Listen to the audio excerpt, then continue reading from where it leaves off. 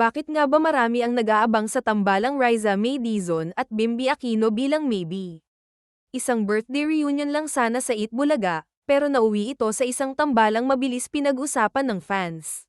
13 taon matapos silang magsama sa My Little Bossings, muling nagkita ang dalawa noong June 2026, at agad bumalik ang dating chemistry na nakilala ng audience.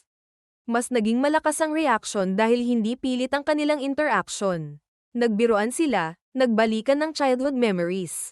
At sinabi ni Bimby na nais niyang maibalik ang dati nilang friendship matapos silang mawalan ng contact. Nagbigay pa siya ng regalo kay Riza at personal itong inilagay sa kanya, habang lalong umiingay ang studio sa kilig. May malaking nostalgia factor din ang maybe. Nakita sila ng publiko noong mga bata pa sila, at ngayon ay muli silang nakikita bilang mga young adult na mas confident at mas komportable sa harap ng camera. Maging ang entertainment coverage ay itinuring ang nostalgia bilang isa sa pinakamalaking dahilan kung bakit mabilis nagkaroon ng supporters ang kanilang tandem. Mas lumakas pa ang interes ng maging guest host si Bimby sa Eat Bulaga, na nagbukas ng posibilidad na mas marami pa silang pagsasamahan sa programa.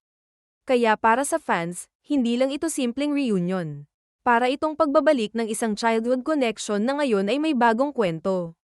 At habang wala pang opisyal na kumpirmasyon na magiging permanenteng love team ang maybe, malinaw na may audience nang naghihintay sa bawat pagkikita nila. Ang tanong ngayon ay kung hanggang reunion lang ba ang maybe? O may mas malaking kwento pang naghihintay sa dalawang dating batang bida?